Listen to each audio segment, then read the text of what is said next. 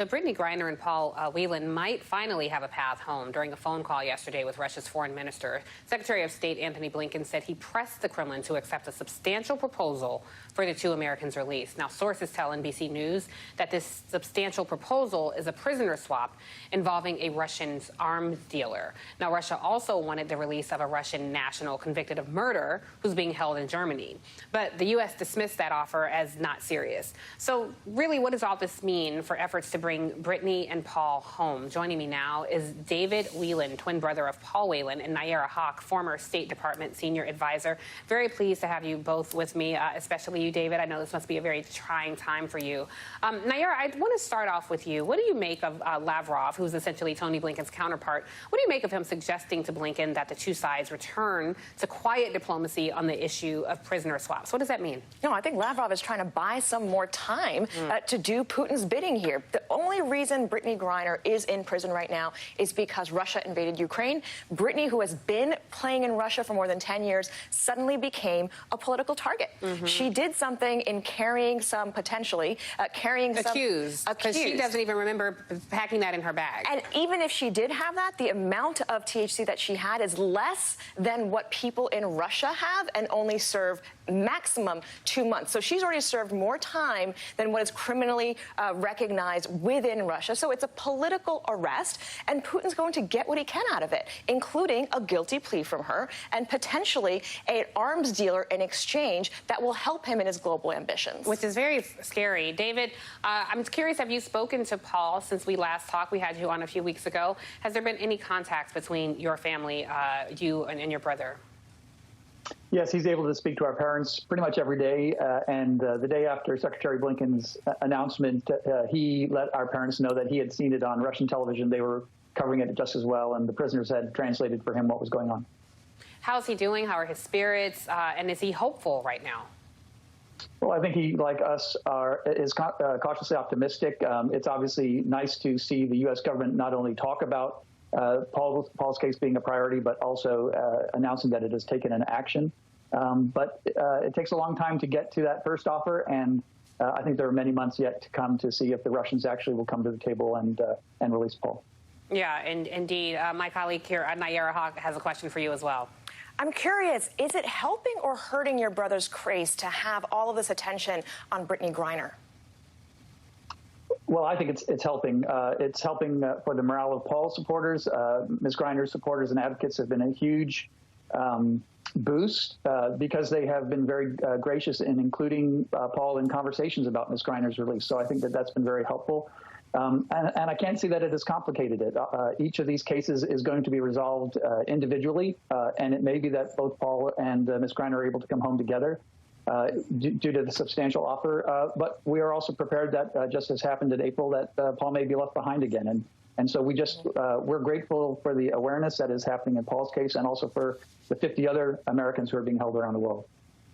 50 other Americans held around the world. Nayyera, what's your opinion, having worked for the State Department previously, what's your opinion on how the State Department has handled all of this? There have been political hostages, there have been U.S. hostages in a variety of circumstances, whether it's Syria or Afghanistan, and now we see in Russia.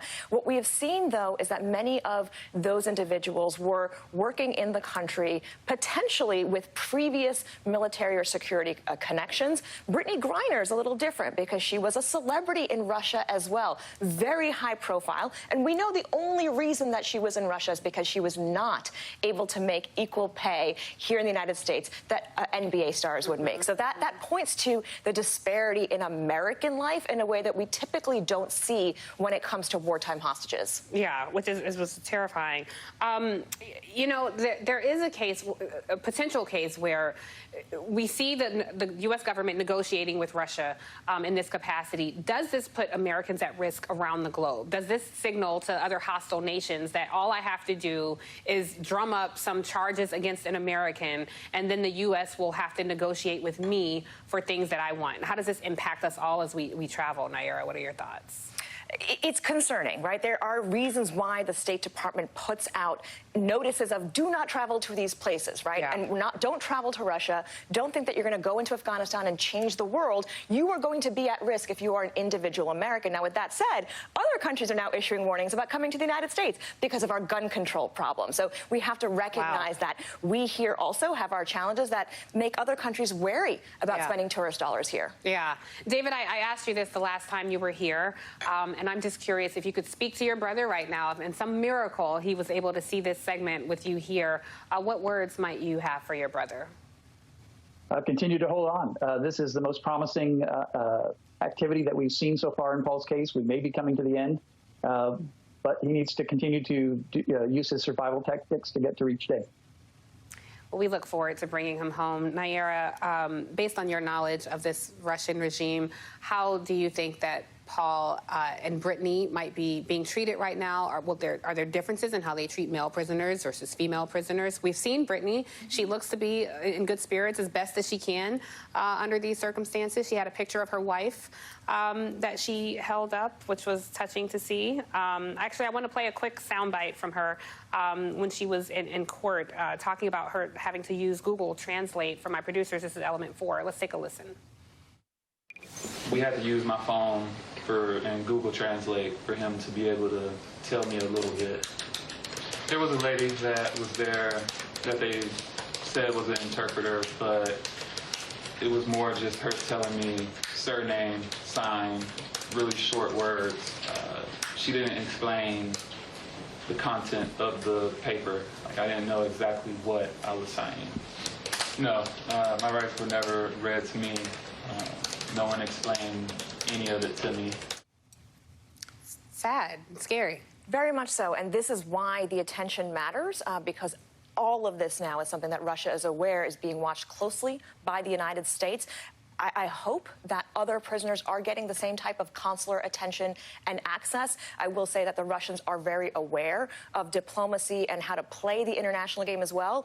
Someplace like North Korea or Iran has not hesitated to hurt U.S. citizens and torture them in the past. So we just hope that Russia's desire to be an equal player and recognized on the world stage will force them to treat American prisoners better. Yeah, and all prisoners, to your point. So thank you so much. David, I want to say to you that we will keep your family in our thoughts and prayers as we do Brittney Griner, and you're welcome on this show as often as possible until your twin brother Paul is brought home. And thank you for making yourself available on a Saturday morning and sharing your brother's testimony. Thank you, Nayyera and David, for being here.